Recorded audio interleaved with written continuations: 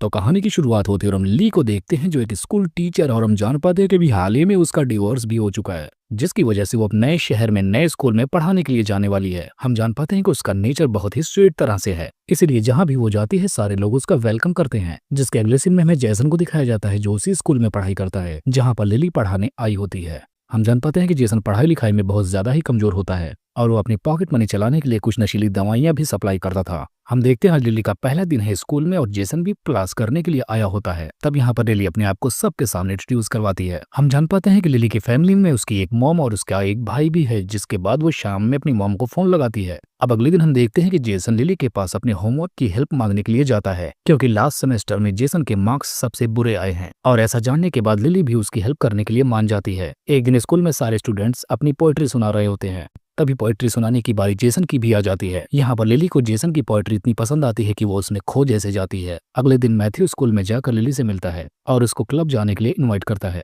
तब लिली उसके साथ जाने के लिए मान जाती है। हम देख पाते हैं कि स्कूल खत्म हो जाने के आधे घंटे बाद तक लिली जेसन को क्लास दिया करती थी, जिसके चलते वो दोनों आपस में अब घुलने मिलने लगे थे। और धीरे धीरे वक्त गुजरने के साथ ये दोनों एक दूसरे से इस तरह बात करने लगते हैं जैसे वो दोनों बहुत क्लोज फ्रेंड हो। जिसके बाद से हम देखते हैं कि लिली जेसन को काफी ज्यादा पसंद भी करने लगती है। अब रात के टाइम हम देखते हैं कि लिली मैथ्यू के साथ क्लब में होती है और यहाँ पर वो दोनों बहुत सारा एंजॉय करते हैं। और उसी रात वहाँ पर जेसन भी होता है जो उन दोनों को एंजॉय करते हुए देखकर काफी जेलस फील करता है। रात में लिली काफी ज्यादा ड्रिंक कर लेती है, जिसकी वजह से मैथ्यू से कार से उसके घर पहुंचवा देता है। अब अगली सुबह हम क्लास में देखते हैं कि जेसन नहीं आया होता है, जिसकी कमी लिली को खल रही होती है। अब जब क्लास ओवर हो जाता है तो सारे लोग चले जाते हैं, लेकिन तब जेसन वहां पर आ जाता है। तब लिली उससे कहती है कि अगर तुम इसी तरह से नाका करोगे तो मैं तुम्हारे पीछे अपना वक्त खराब नहीं करूंगी। ये सुनने के बाद जेसन उसे सॉरी बोलता है और दोबारा ऐसा न करने का वादा भी करता है। अब रात के टाइम हम देखते हैं लिली अपने घर पर होती है और वो अपने मॉम से फोन पर बात कर रही होती है, लेकिन तब तक उसके दरवाजे पर कोई आ जाता है।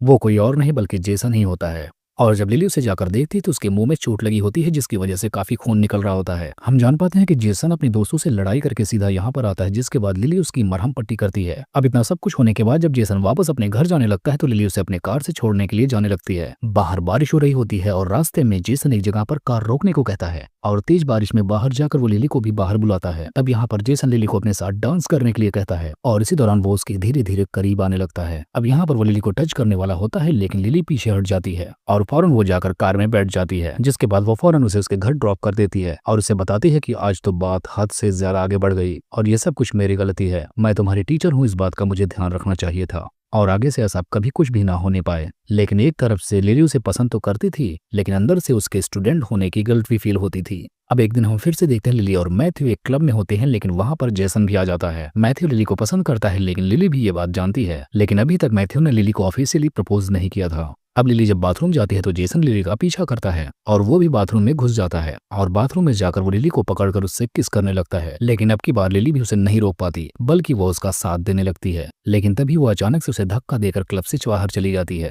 अब लिली जब अपने घर पर पहुंच जाती है, थोड़ी देर बाद ही जेसन भी उसके घर पर आ जाता है और उसका दरवाजा नॉक करता है, जिसके बाद लिली जाकर दरवाजा खोल देती है और फिर लिली जेसन को समझाती है कि मैं तुम्हारी टीचर हूँ और तुमसे उम्र में काफी बड़ी भी हूँ और हमें ये सब जल्द ही रोकना होगा। लेकिन जेसन नहीं रुकता और वो धीरे धीरे लिली के करीब आकर उसे सेड्यूस करने लगता है, जिसके चलते लिली भी खुद को नहीं रोक पाती और इस काम में भी अब उसका साथ देने लगती है। जिसके बाद आज रात ये दोनों जबरदस्त रोमांस करते हैं। अब सुबह होने के बाद जेसन के जाने से पहले लिली उसे बताती है कि आज रात जो कुछ भी हुआ हमारे बीच में वो किसी और को नहीं पता होना चाहिए और बस ये पहला और आखिरी था, इसके बाद हम कभी नहीं मिलेंगे। अब अगली शाम हम देखते हैं जब लिली जेसन को पढ़ा रही होती है तो जेसन वहां से उठकर लिली के पीछे आकर उसे सेड्यूस करने लगता है। अब धीरे धीरे इनकी बॉन्डिंग और भी ज्यादा मजबूत होने लगती है और अब फाइनली ये दोनों एक दूसरे के साथ रिलेशनशिप में आ ही जाते हैं और इस तरह से अब दोनों काफी ज्यादा खुश हो जाते हैं। अब एक दिन हम देखते हैं लिली जब स्कूल में कुछ जरूरी काम कर रही होती है, तभी वहां पर मैथ्यू भी आ जाता है और यहाँ पर वो लिली के साथ जबरदस्ती करने लगता है। अब रात के वक्त जब जेसन लिली के घर पर पहुंचता है तो उस वक्त वो रो रही होती है। जब जेसन उससे पूछता है कि आखिर क्या हुआ, तब लिली उसे सब कुछ सच बताती है। अब इस बात से बहुत गुस्सा होकर जेसन अगले दिन मैथ्यू से लड़ाई कर लेता है, जिसके चलते जेसन को जेल हो जाती है,